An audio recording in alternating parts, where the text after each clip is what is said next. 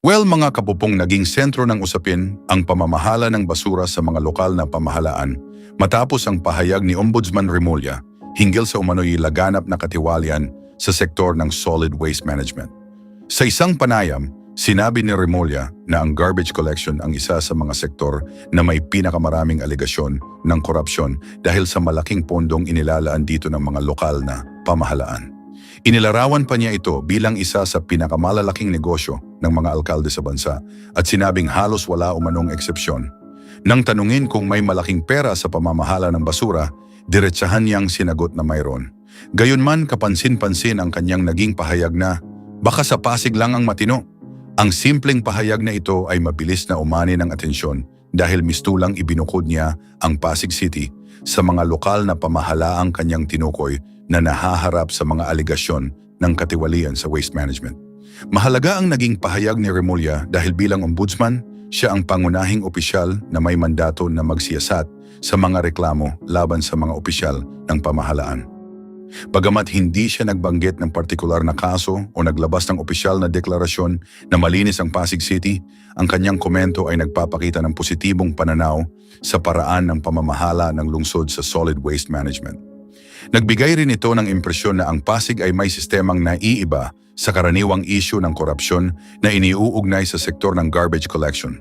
Ang pahayag ng ombudsman ay maaaring iugnay sa iba't ibang programang ipinatutupad ng pamahalaang lungsod ng Pasig sa ilalim ng pamumuno ni Mayor Vico Sotto.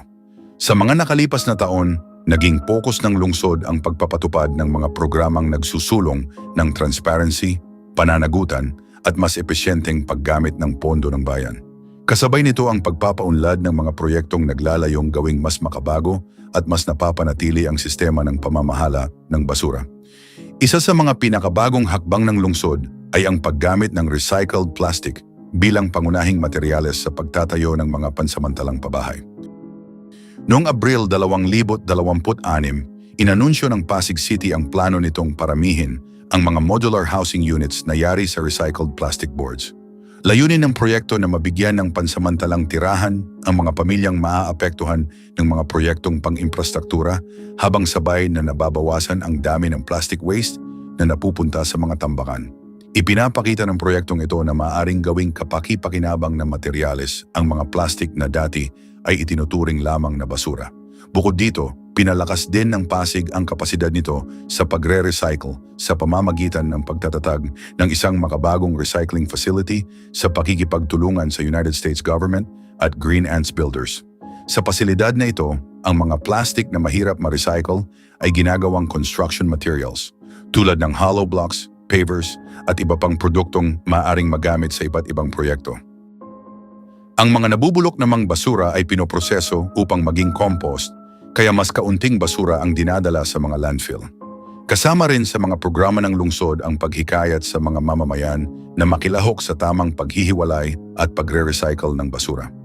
Sa pamamagitan ng mga programang nagbibigay ng insentibo kapalit ng mga recyclable materials, mas maraming residente ang nahihikayat na maging aktibong katuwang ng pamahalaan sa pangangalaga sa kalikasan.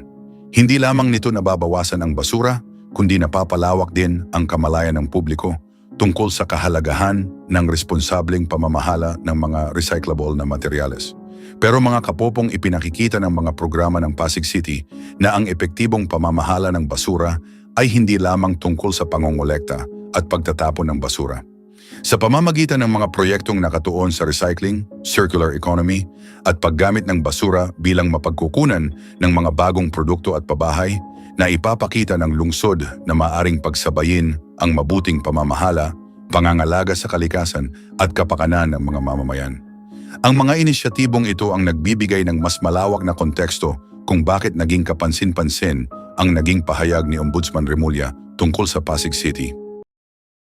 Bakit hindi ginagamit ng Philippine Coast Guard ang sarili nitong water cannon upang gumanti sa China? Ito ang isa sa mga pinakamadalas na tanong mga kapupong ng mga Pilipino matapos ang sunod-sunod na insidente ng panghaharang at paggamit ng water cannon ng China Coast Guard laban sa mga barko ng Pilipinas sa West Philippine Sea. Sa gitna ng lumalalang tensyon, maraming mamamayan ang nagtatanong kung bakit tila nananatiling mahinahon ang PCG sa kabila ng paulit-ulit na panggigipit ng China. Gayunpaman, ayon sa PCG, ang pagpili ng pagpipigil sa halip na pagganti ay bahagi ng mas malawak na estratehiya ng pamahalaan upang maiwasan ang paglala ng sigalot habang patuloy na ipinaglalaban ang karapatan ng Pilipinas sa ilalim ng internasyonal na batas. Kamakailan, muling naging sentro ng usapin ang Baho de Masinloc matapos harangin at paulit-ulit na bombahin ng malalakas na water cannon ng China Coast Guard ang mga barko ng Philippine Coast Guard at Bureau of Fisheries and Aquatic Resources. Isinasagawa ng mga barkong Pilipino ang isang lehitimong humanitarian mission upang maghatid ng fuel subsidy at iba pang tulong sa mga mangingisdang Pilipino na patuloy na umaasa sa lugar bilang kanilang tradisyonal na pangisdaan. Sa halip na hayaang maisagawa ang misyon ng mapayapa, nagsagawa ang mga barko ng China ng mapanganib na pagharang at agresibong maniobra na nagbanta sa kaligtasan ng mga tripulante. Sa kabila ng panggigipit, ipinagpatuloy ng PCG ang kanilang misyon at matagumpay na naihatid ang kinakailangang tulong sa mga mangingisda.